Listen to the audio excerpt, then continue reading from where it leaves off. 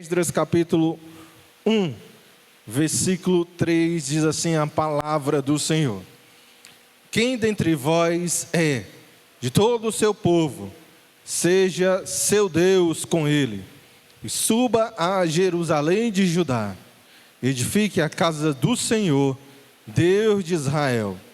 Ele é o Deus que habita em Jerusalém. Louvado seja o Senhor. Podemos assentar, queridos. Dando prosseguimento à nossa série, ainda não é o fim. Hoje eu queria compartilhar com vocês o seguinte tema: restaurados por Deus. Restaurados por Deus.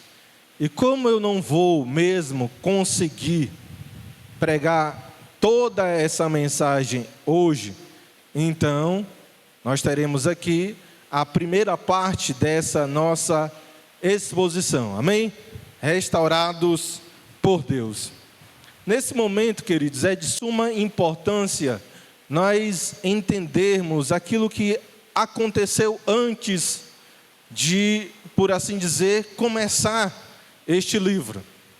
É o contexto anterior ao livro de Esdras, amém? O ano era 586 a.C. Nabucodonosor invade pela terceira e última vez o reino de Judá e a cidade de Jerusalém. E o objetivo de Nabucodonosor, irmãos, não é mais levar para a Babilônia a família real e os utensílios do templo, como ele fez em 606 a.C. O objetivo de Nabucodonosor não é mais levar um grupo de deportados para o cativeiro babilônico, como ele fez em 597 a.C. Nesse terceiro e último ataque dos soldados babilônicos contra o povo de Deus, um grupo bem maior de deportados é levado para a Babilônia. Óbvio, eu estou falando aqui de um grupo dentre aqueles que sobreviveram a esse ataque terrível e brutal. Várias cidades foram destruídas. Os muros de Jerusalém foram deitados em terra. Várias casas foram igualmente destruídas e queimadas. O medo, o terror e o pânico tomou conta das ruas. E aquele que era o principal símbolo da fé do povo de Deus foi destruído. E eu estou falando do templo de Jerusalém. Veja, amados irmãos, como a casa de Deus dá os contornos para o livro de Esdras. A casa do Senhor estava em ruínas. E isso apontava para uma condição do povo de Israel. A casa de Deus estava aos pedaços, e isso indicava um determinado estado, não apenas político, não apenas social, mas espiritual do povo de Deus. E aqui a ação transformadora do Senhor, a ação de Deus de levantar Ciro e fazer com que, através dele, o povo do Senhor retornasse para a terra prometida. Isso, irmãos, indica e nos transmite uma mensagem. É com isso em mente que eu queria, juntamente com os meus amados irmãos, analisar esse texto. A transformação do povo de Deus, a restauração de Israel, obrigatoriamente passa pela restauração daquele templo, a restauração, a reconstrução, o levantar daquela nação, irmãos, passava obrigatoriamente por essa etapa. O templo do Senhor, a casa de Deus, precisava ser reconstruída. Na verdade, muitos judeus, inclusive, acreditavam que só era possível eles reviverem aqueles tempos de glória que foram desfrutados no período dos reis Davi e Salomão, se eles tivessem novamente um templo glorioso. Veja como o templo aqui é importante. E é nesse contexto que eu queria analisar com os meus queridos o texto de Esdras capítulo 1, pensando em duas perguntas simples. Pastor, não eram 3? Estou mudando, irmãos. 2 perguntas, anote isso aí. Primeira pergunta, como? Como o que, pastor? Como? E a segunda pergunta é, para quê? A primeira pergunta é o que, irmãos? Como? Como Deus restaura o seu povo? E a segunda pergunta é qual mesmo? Para que Deus restaura o seu povo? Está entendido isso, queridos? Então, em nome de Jesus, continue com o seu coração bastante aberto para ouvir e receber a poderosa, edificante, consoladora palavra do Senhor para as nossas vidas. Amém? Pois bem, amados irmãos, a nossa primeira pergunta é esta: como Deus restaura o seu povo? Leia comigo, olhando para o texto, os versículos 1 e 2, para entendermos essa questão.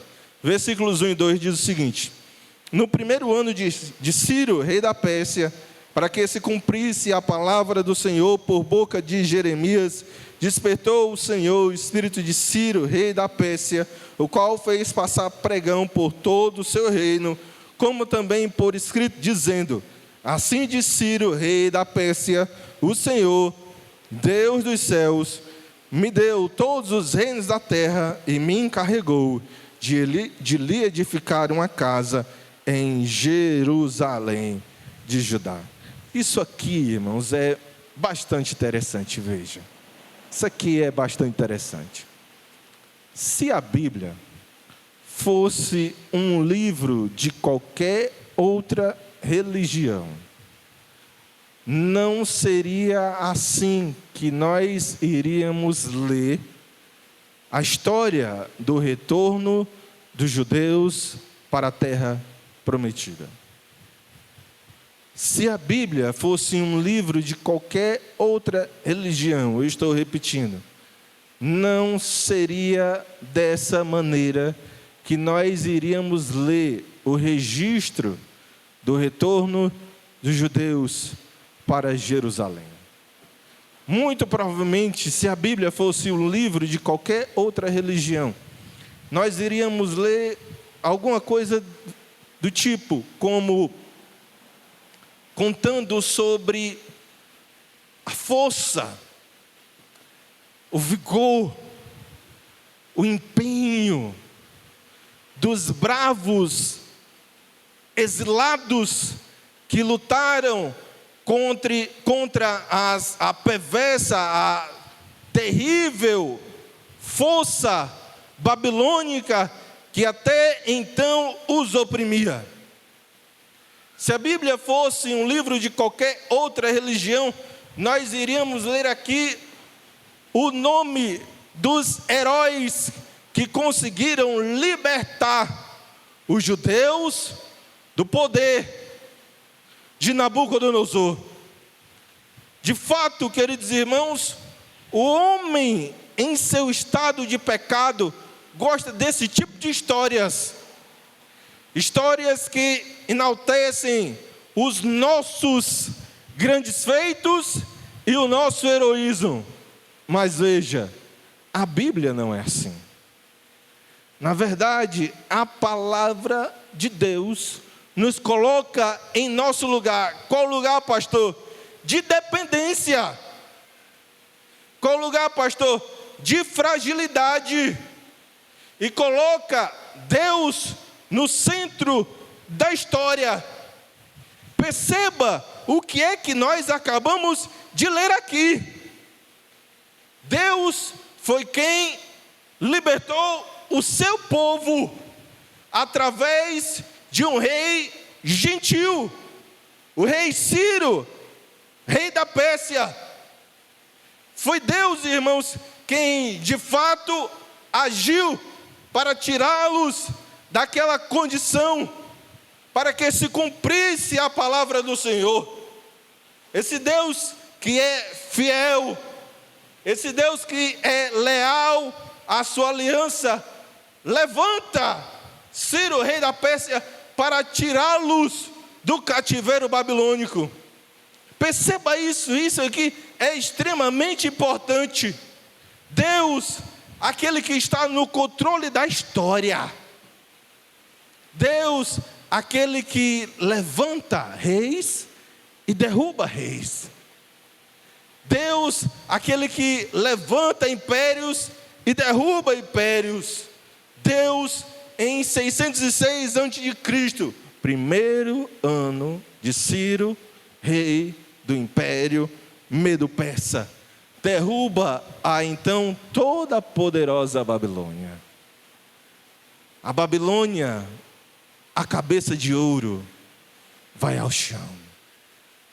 A Babilônia, apesar de toda a sua glória, vai ao chão. Apesar do número dos seus exércitos, e apesar do número de seus aliados, apesar de todas as suas fortalezas e fortificações, Deus soberanamente derruba o império babilônico pelas mãos de Ciro, este rei gentil. E isso, perceba, sem que os judeus precisassem empunhar nenhuma arma. Você percebe isso?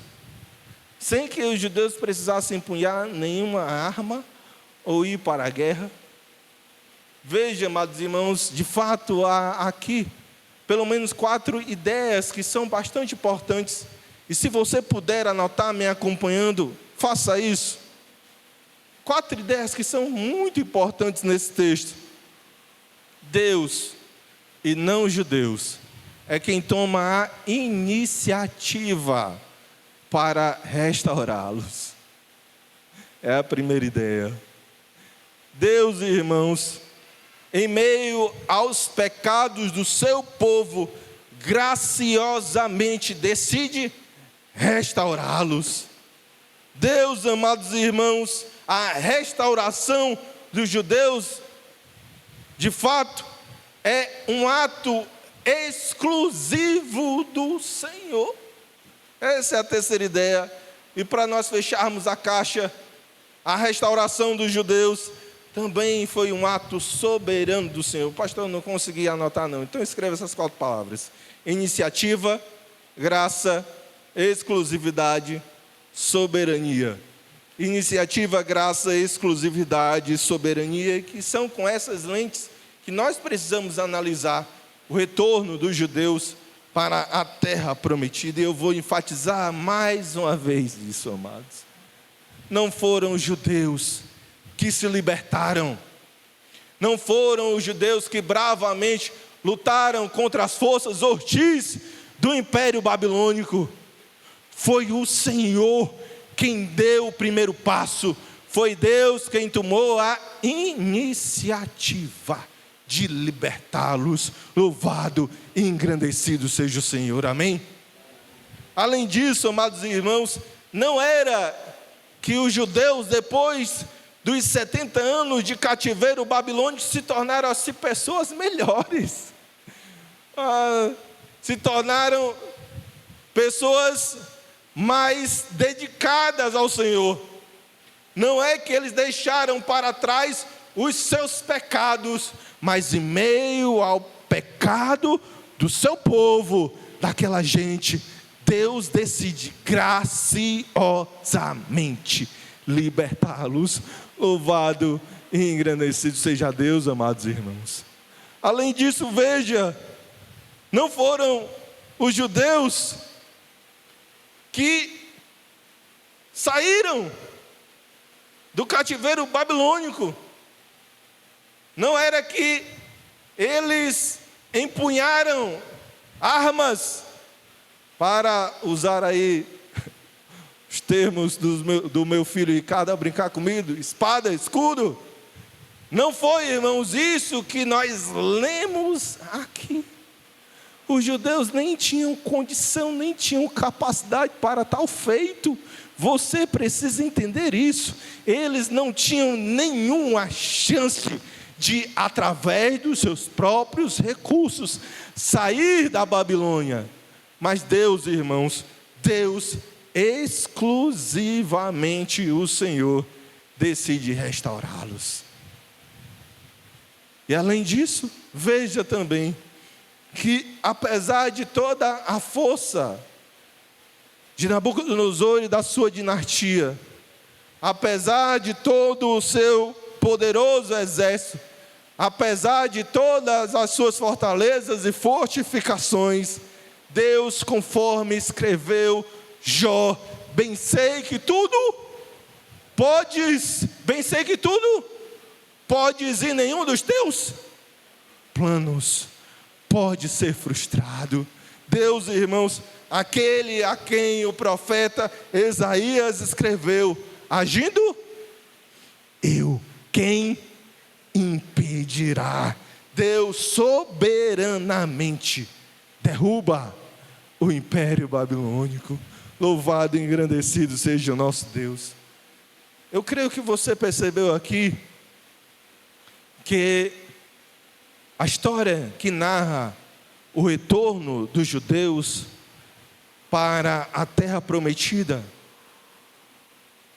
a derrubada do império babilônico, por assim dizer, a libertação do povo de Deus daquele cativeiro, você percebe que essa história segue o padrão da ação divina, transformadora, libertadora, que nós vemos, irmãos, de forma muito clara no Novo Testamento. Você percebe isso?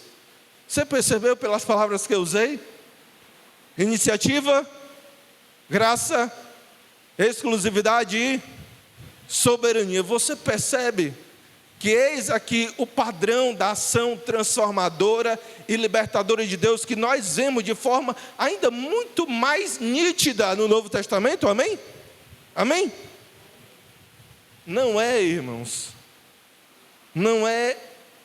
não somos nós, melhor dizendo, perdão, que escolhemos ao Senhor. Você percebe isso? Não somos nós que damos o primeiro, nem o segundo, tá? Mas eu vou usar essa expressão, primeiro passo, daqui à frente, mas entenda o que eu quero dizer com isso. Não somos nós que damos o primeiro passo. É sempre Deus quem toma a iniciativa. É Deus quem escolhe, amém? É Deus quem salva, amém? É Deus quem justifica, é Deus quem santifica, é Deus quem regenera, é Deus quem glorifica, amados irmãos.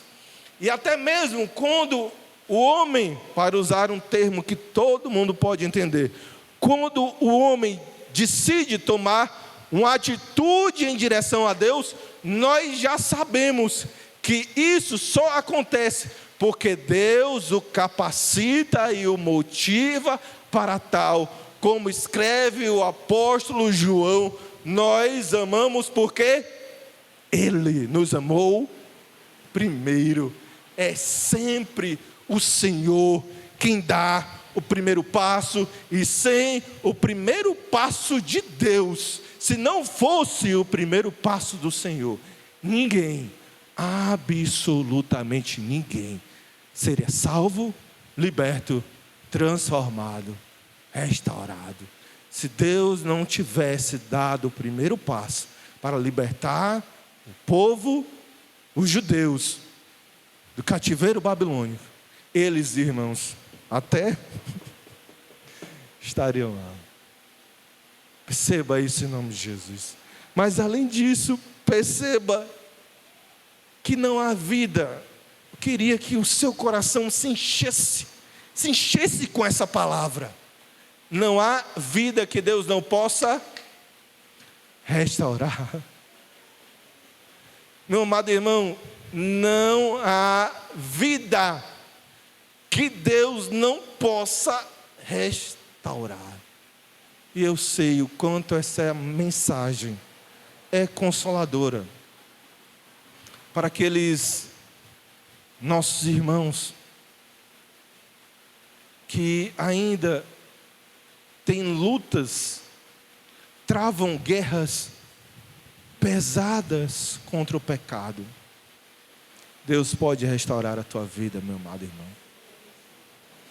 Eu sei, meus queridos, quanto essa mensagem, que mensagem, pastor, não há vida que Deus não possa restaurar. Eu sei como essa mensagem é consoladora para pais, para mães que têm filhos que estão inundados no mundo do pecado, que estão aqui,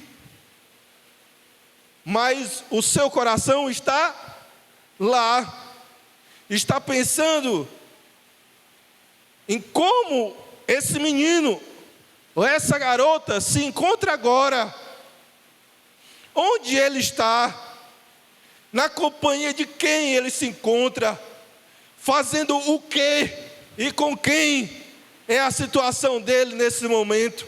E essa mensagem, irmãos, vai de encontro aos nossos corações, porque não há vida, creia nisso em nome de Jesus. Não há vida que Deus não possa restaurar.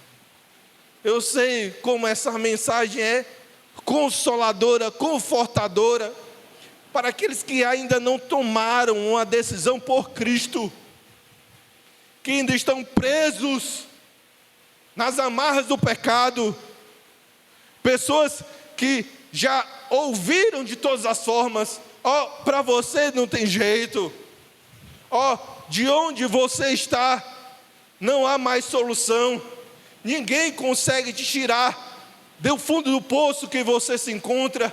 Pois essa é a mensagem do Senhor para todos aqueles que ouvem a mensagem do Evangelho. Não há vida que Deus não possa restaurar, não há Nabucodonosor, não há pecado, não há situação que pôde impedir a ação soberana, graciosa de Deus em libertar os judeus. E não há, irmãos, mundo, não há diabo, não há pecado que possa segurar a vida daquele que Deus, desde toda a eternidade, escolheu e decidiu salvar em Cristo Jesus.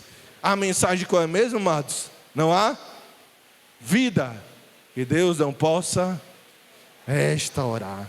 Em resumo, irmãos, essa é a forma como Deus restaura o seu povo: voluntariamente, iniciativa, graciosamente, graça, exclusivamente e soberanamente. Amém? Em segundo lugar, qual é a mesma pergunta que nós temos? Para que Deus restaura o seu povo? Leia comigo, por favor, novamente, o versículo 3 e os versículos 7 a 11. Versículo 3 e os versículos 7 a 11. Amém? Diz assim a palavra de Deus. Podemos ler juntos? Quem dentre vós é de todo o seu povo, seja o seu Deus com ele, e suba a Jerusalém de Judá, e edifique a casa do Senhor, Deus de Israel. Ele é o Deus que habita em Jerusalém. A igreja prossegue. Também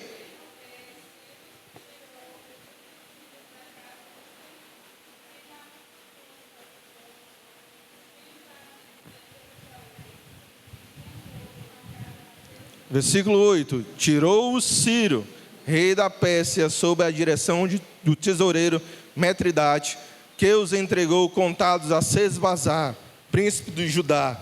Eis o número deles: 30 bacias de ouro, 1000 bacias de prata, 29 facas, 30 taças de ouro, 410 taças de prata de outra espécie e 1000 outros objetos.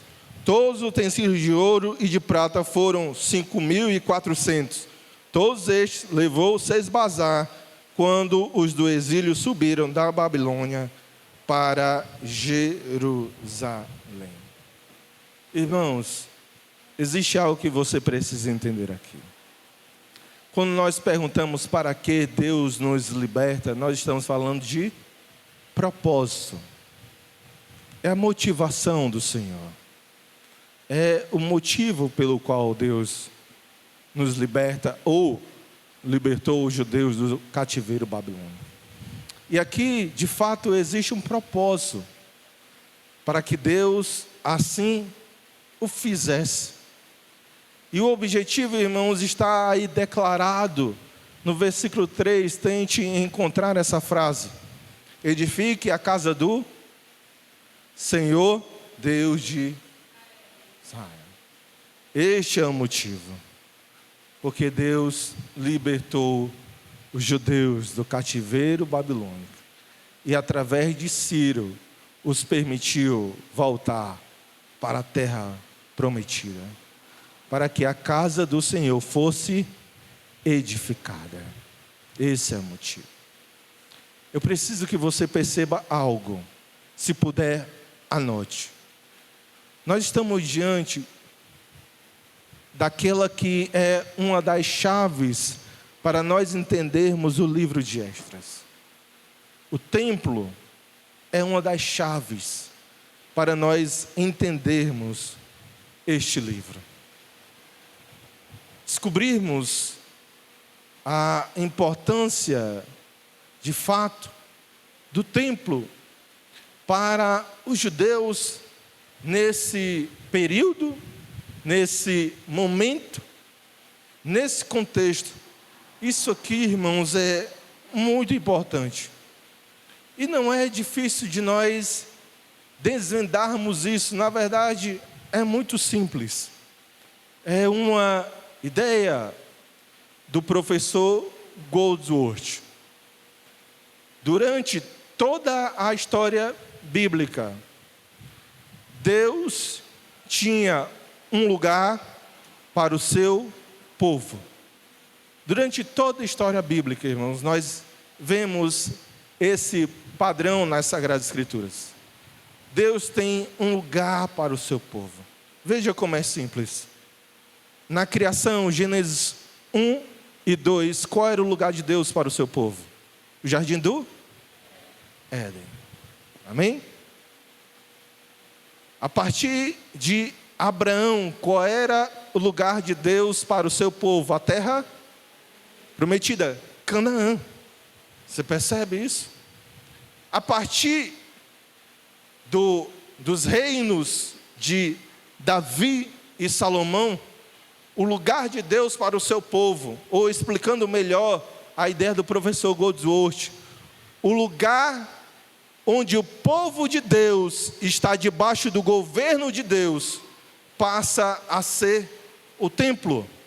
Você se lembra que Davi teve o intento de construir o templo do Senhor? Até então era o tabernáculo onde eles adoravam o Senhor. E nasce no coração do rei Davi esse propósito de construir uma casa para Deus. Deus, muito embora Davi fosse um homem segundo o coração do Senhor, Deus o impede disso, e essa missão recai sobre os ombros do seu filho, rei Salomão. E a partir de então, irmãos, o templo, repetindo aquilo que eu disse, passa a ser o lugar onde o povo de Deus está debaixo do governo do Senhor. Você percebe a importância do templo para os judeus nesse período? Você percebeu?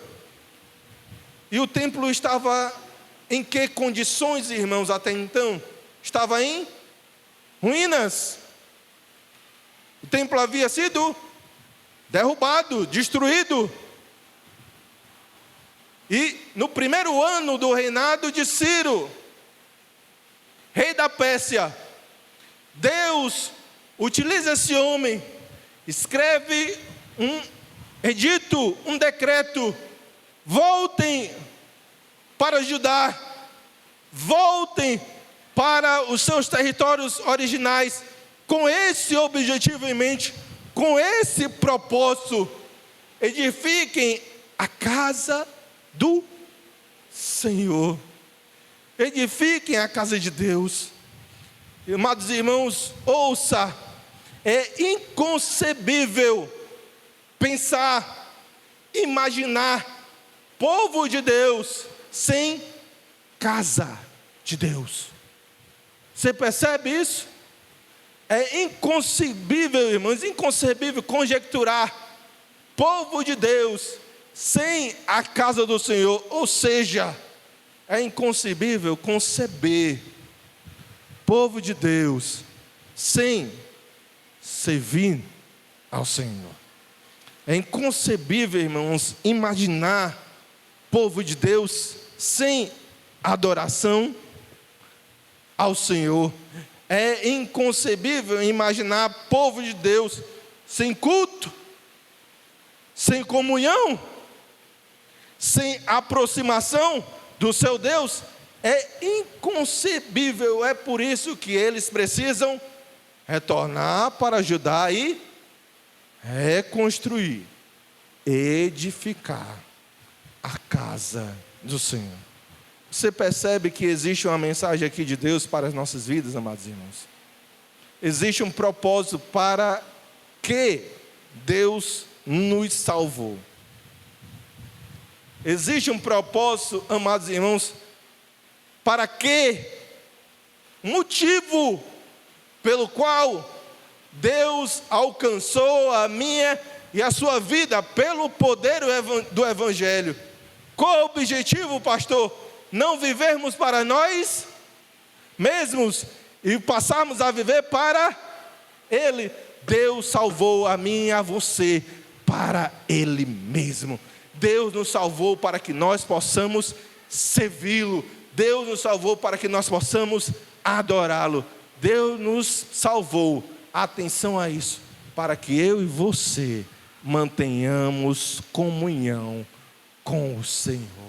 E o templo de Jerusalém, para aqueles judeus, era de fato este lugar de comunhão com o Senhor, nosso Deus. Mas existe, irmãos, um segundo motivo pelo qual Deus levanta Ciro, que faz esse decreto, permitindo que os judeus retornem e assim reedifiquem a casa de Deus. E aqui eu preciso da máxima atenção de vocês. Todo mundo aqui sabe por que o templo foi derrubado. Não sabe? Todo mundo aqui sabe por que o templo foi derrubado? Porque Deus permitiu que Nabucodonosor invadisse Jerusalém e deitasse abaixo o seu templo. Todo mundo aqui sabe? Por causa dos pecados daquela nação. Irmãos, antes, a condição de Israel era bastante séria. Muito séria, amados. O povo havia se afastado de Deus. O povo havia se distanciado do Senhor. O povo, amados irmãos, estava entregue à idolatria. O povo se esqueceu da lei do Senhor. O povo se esqueceu de buscar a Deus da forma devida.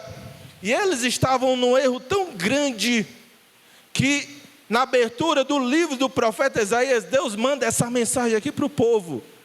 Olha a mensagem do Senhor para o povo naquele estado de pecado. Não continueis a trazer ofertas vãs. Deus falando para o seu povo. Não continueis a trazer ofertas vãs. O incenso para mim é abominação. E também as festas da lua nova, os sábados e a convocação das congregações. Não posso suportar iniquidade associada ao ajuntamento solene. As vossas festas da lua nova e as vossas solenidades, a minha alma as aborrece. Já me são pesadas. Estou cansado de as sofrer. O povo de Deus estava numa situação, irmãos, de fato muito difícil. Deus estava dizendo para eles: Pode fechar a igreja. Você percebe isso? Não quero que vocês me busquem mais. Não quero mais saber de culto, dos cultos realizados por vocês. Eu não consigo suportar. A minha alma abomina. O meu coração fica triste quando vocês se ajuntam, porque há pecado nas vossas mãos e em vossos corações. E aqui, irmãos, no ano 536, quase volto para Daniel. No ano 536, Deus permite que o seu povo retorne e reedifique o seu templo. Pastor, eu ainda não entendi a mensagem. Então ouça isso em nome de Jesus. Deus é o Deus das segundas chances. Ei, meu amado irmão, o Senhor, o seu Deus, é o Deus das segundas chances. Ele está dizendo: o templo foi destruído, foi arruinado por causa dos vossos pecados. Pode reedificar o templo. Eu os aceito de volta. Eu quero de volta os cultos. Eu quero de volta ter comunhão com vocês. Deus está dizendo, queridos irmãos, para aqueles judeus: eu vou perdoar os pecados. A minha ira chegou ao fim. Essa é a mensagem do Senhor. A ira de Deus não dura para sempre. É verdade aquilo que está escrito em Provérbios 3,12, porque o Senhor repreende o filho, o Senhor repreende a quem ama, assim como o pai ao filho, a quem quer bem. Isso é verdade, o Senhor repreende a quem ama e o filho a quem quer bem. Os nossos pecados têm consequências, mas a ira do Senhor não dura para sempre. O juízo de Deus, irmãos, não dura para sempre sobre a vida daqueles que foram salvos em Cristo Jesus. E como o profeta Miqueias vai escrever, anote esse texto, Miqueias, capítulo 7, versículo 18, veja o que Deus falou, através do seu profeta. Miqueias 7, versículo 18, diz assim: quem, ó Deus, é semelhante a ti, que perdoas a iniquidade e te esquece da transgressão do restante da tua herança? O Senhor não retém a sua ira para sempre. Atenção a isto, porque tem prazer na misericórdia. Meu amado irmão, o Deus que nós servimos tem prazer na misericórdia. O trono de Deus é um trono de graça. O trono de Deus é um trono de perdão. O trono de Deus é trono de restauração.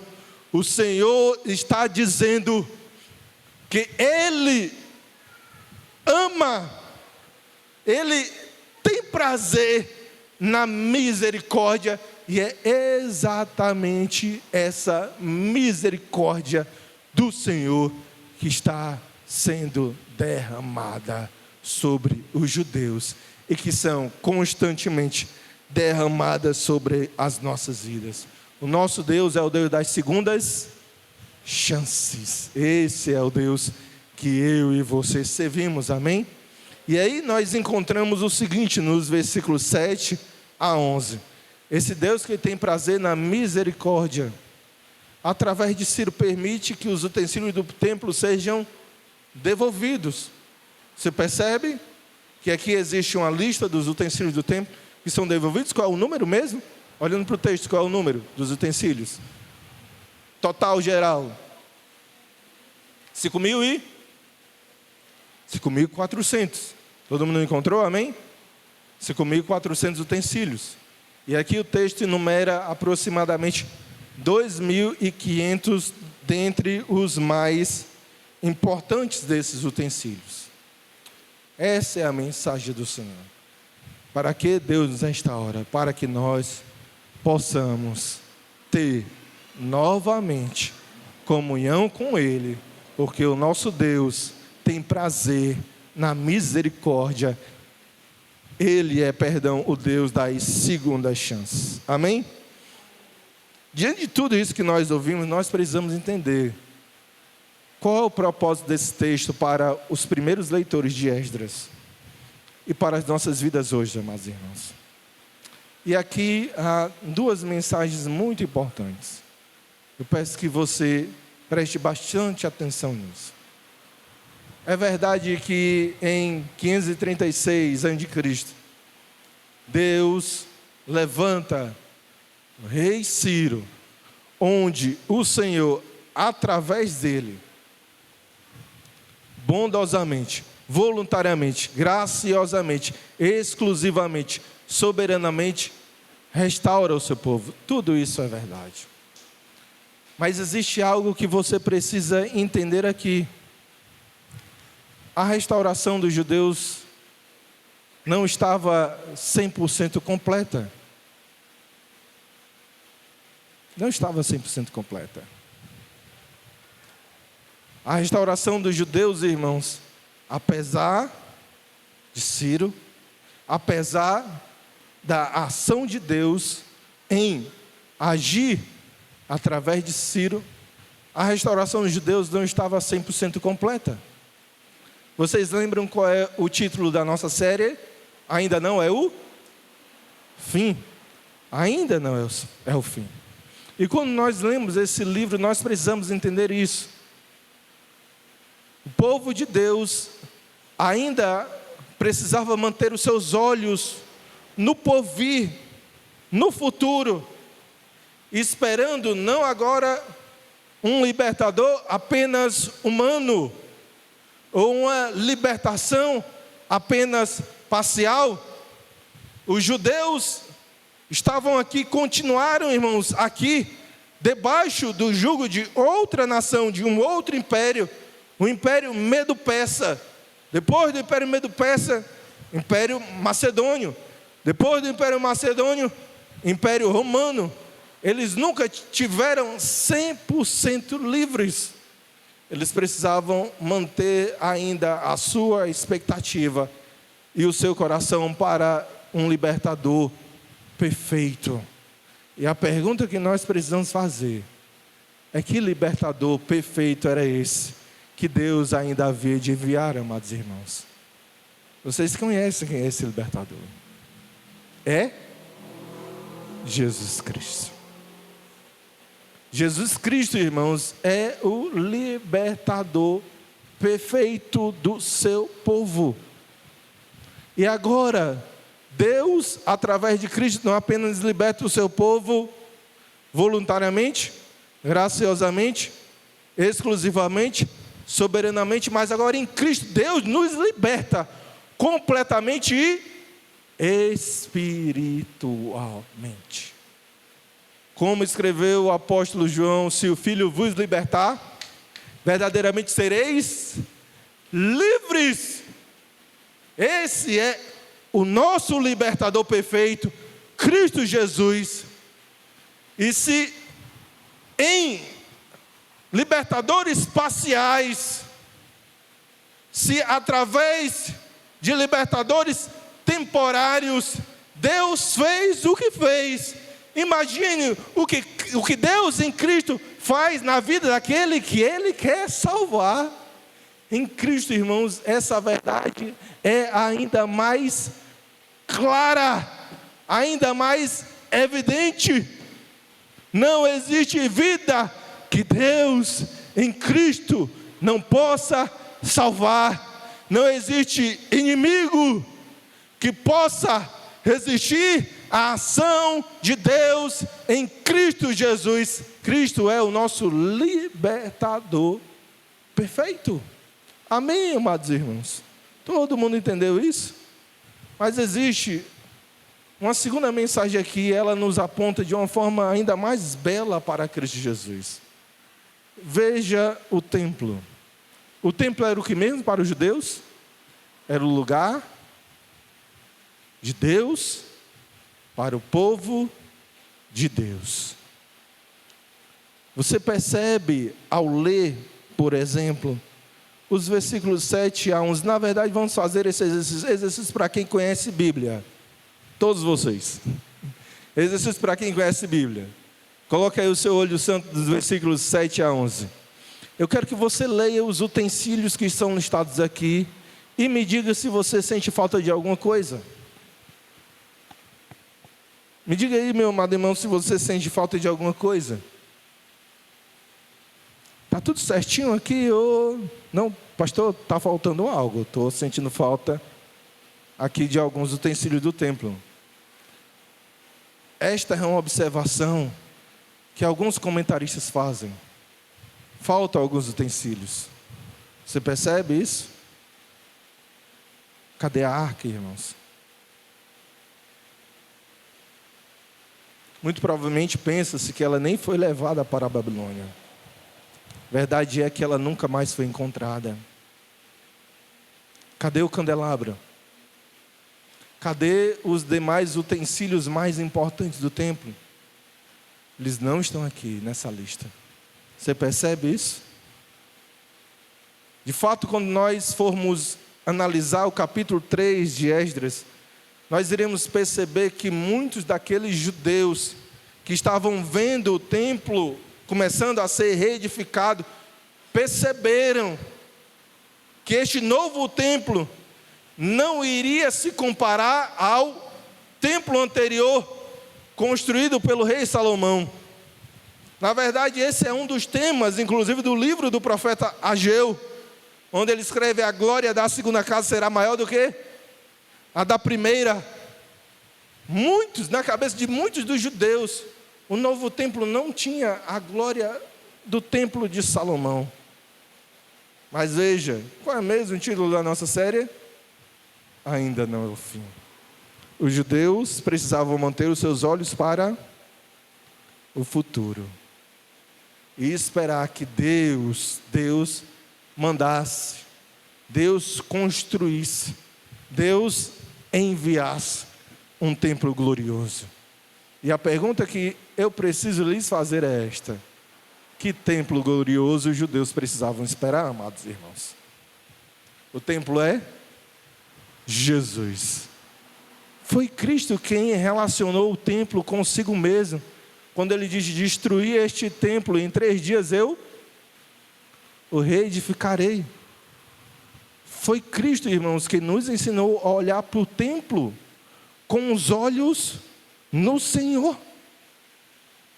E de fato, citando aqui mais um texto do apóstolo João, João escreveu que o verbo se fez carne e habitou. No original, tabernaculou, nos lembrando da ideia do tabernáculo, do templo.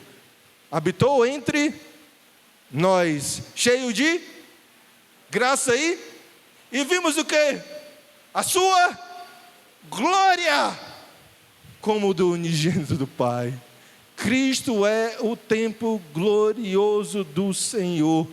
Cristo, irmãos, é o lugar. Se aquele templo era importante para os judeus, como lugar onde eles iriam manter, onde a comunhão com o Senhor seria restaurada, Cristo de fato é o meu e o seu lugar, onde a nossa comunhão com Deus é restaurada. Amém, amados irmãos?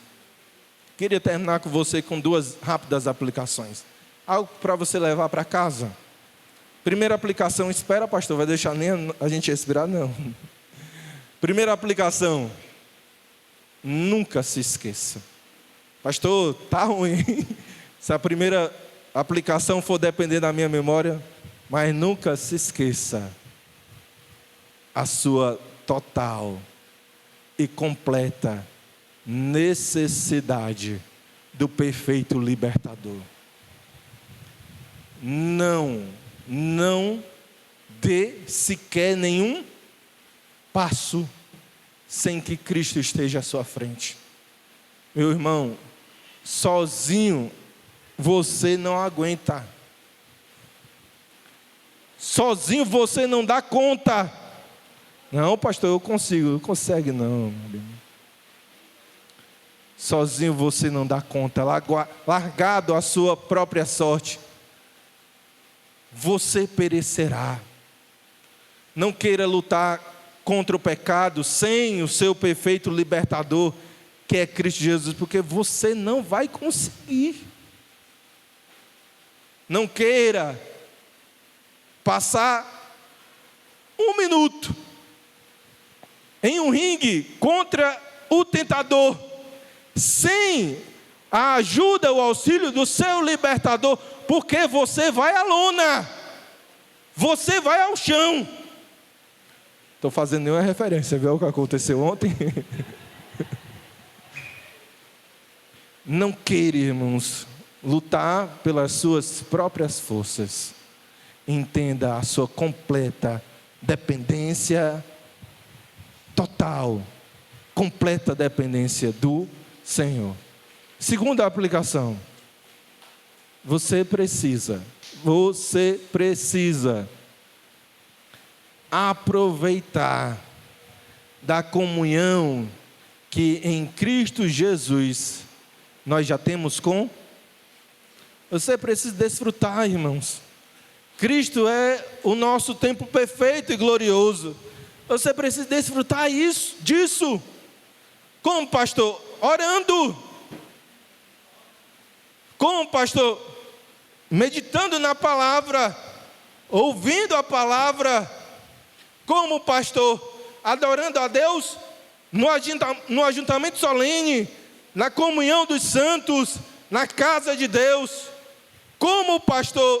Participando dos sacramentos, batismo e santa ceia. Eu estou falando dos meios de graça que Cristo, esse templo perfeito e glorioso, concede a mim e a você. Esse é um privilégio que todo filho de Deus tem através de Cristo, desfrutar da presença do Senhor.